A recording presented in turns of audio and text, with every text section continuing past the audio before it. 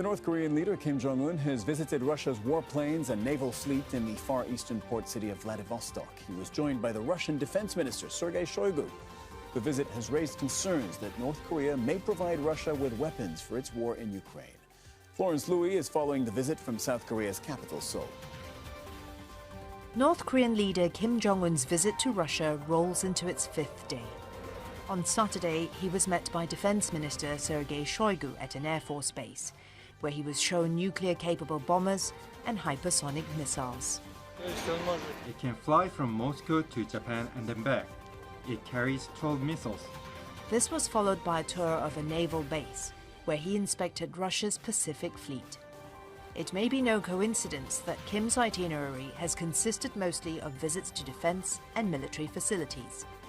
The North Korean leader has spoken frequently of his intention to modernize his country's fleet of aircraft, ships, and submarines.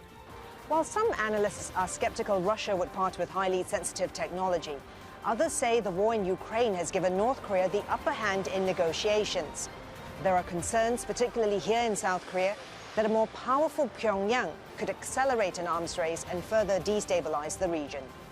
The Kremlin says no defense agreement has been signed during Kim's visit, but the White House believes a weapons deal is in the works and has warned the two countries not to violate UN sanctions. Our view has been before the visit and after the visit that talks about the provision of weapons by North Korea to Russia to kill Ukrainians have been advancing and continue to advance. In North Korea, Kim's visit has received widespread coverage.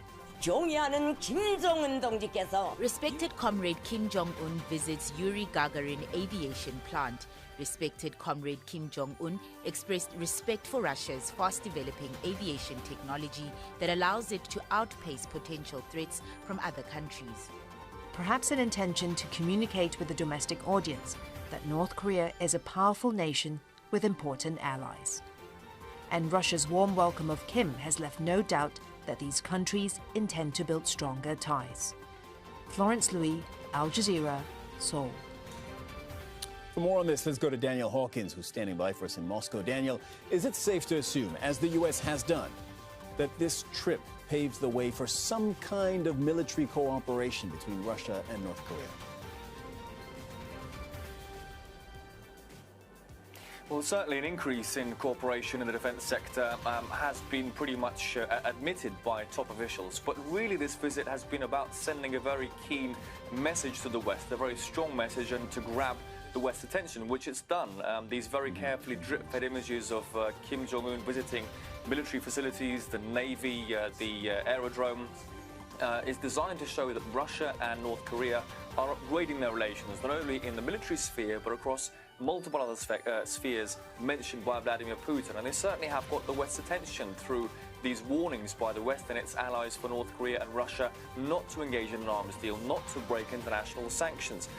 And really, it's important for Russia, as part of this deal, to have an ally and a partner in the Asia-Pacific region, which it views as a very key geostrategic area of competition with the United States.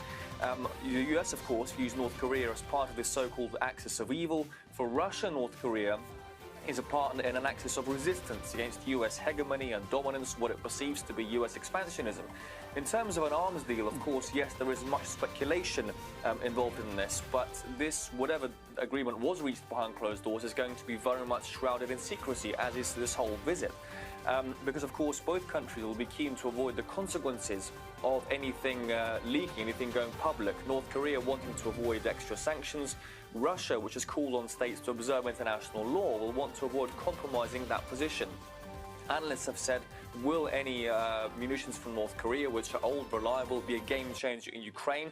It's unlikely to be so. So for Russia, perhaps the possibility and the threat of such a deal in the eyes of the West is much more important as leverage and a bargaining chip for any possible future negotiations on other geopolitical global issues.